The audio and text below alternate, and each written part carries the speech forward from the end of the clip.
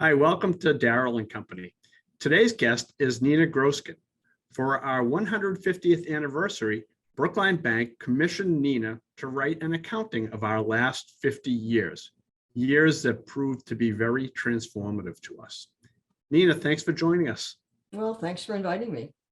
Nena, you've been a writer-reporter for many years. Tell us a little bit about your background in the Boston media market.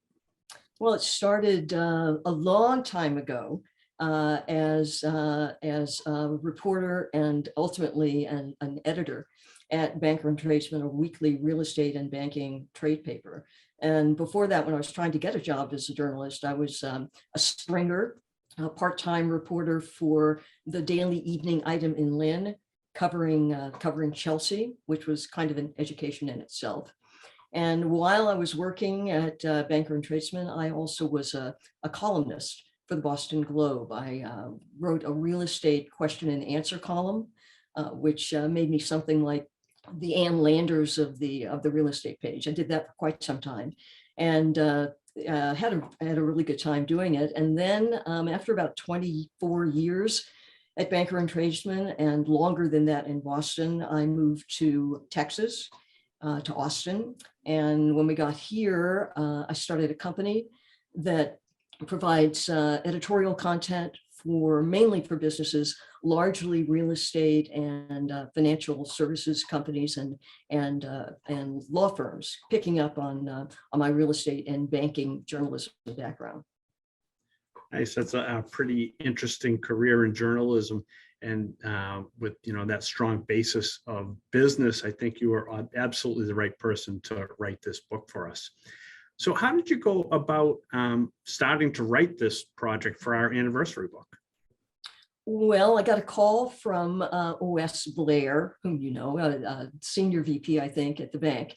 And I'd known Wes for a long time. Wes was on the board of Condo Media, which is a monthly publication produced by the Community Associations Institute of New England. And I was a writer for a long time. I wrote for the magazine. So I'd gotten to know Wes pretty well. And so when and I think it was largely, or at least partly his idea to do the history, he thought that I might be a good fit. So I called and asked if I'd be interested in doing it. And it was very different from anything I'd ever done. I thought it would be interesting and challenging and fun. And I turned out to be right on all counts. Nice. So was there any one thing that you came away with after doing all the research and interviews about Brookline Bank? Well, there were several things, probably not just one thing, a couple, and I think they probably emerged pretty clearly as themes, or I hope they did in the book. The big one was, I mean, we're talking about a bank that basically was totally transformed over the course of that 50 years. It went from being a kind of traditional or slightly traditional savings bank, a community bank, and then coming into the years after Paul Perrault took over, it became a commercial bank. I mean, a real life commercial bank with a very different image, a very different structure, a different footprint. But what's interesting about that is that despite that really transformative change, that made the bank look very different, made it structured very differently. It retained the soul, the heart of the community bank. It had always been, and I thought that was a pretty extraordinary part of the story. The other thing that I thought was interesting was we were talking about two very, very different heads of the bank, Paul Perrault in the recent times and Dick Chapman. Hard to find two more different people with different philosophies and different strategies, different styles, but they turned out to be exactly the right people for the bank at the time. And I don't know if that was just chance or something in the bank's DNA, or that you really lucked out, but that was another thing that I thought was made the story pretty interesting. That's great. They certainly were different people, and I think you did a great job of capturing that in the book.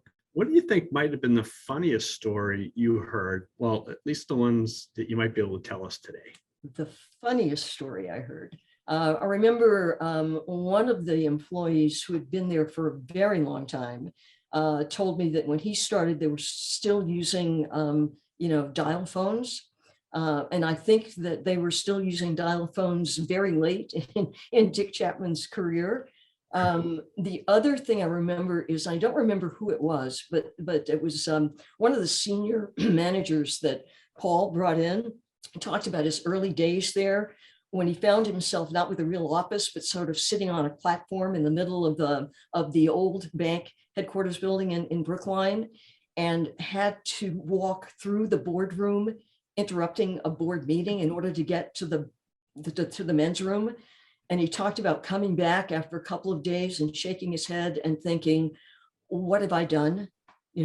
Why am I here? And how can I get out of this? That's probably one of the funniest things I heard. I guess the third one, talking about Dick Chapman, who was a stickler for detail. Somebody, I think it was in the commercial real estate division. I guess Dick had agreed that the bank would pay for this guy to go to school. And Dick looked at his report card every term to make sure that he was getting the grades that would justify continuing to pay for his schooling. So I thought that was faintly amusing. Those are interesting stories. The second one, Nena, that might have been me. Well, you can tell if you want to. I'll never divulge a source. Well, Nena, thanks again for joining us on Darryl Company and for chronicling our history. For those of you who are interested in reading Nena's recounting of the last 50 years, you can find it on brooklinebank.com/150, and there is the book. Nena, thank you so much for being here. Oh, I enjoyed it. Thanks very much. And thank you for watching Darryl Company.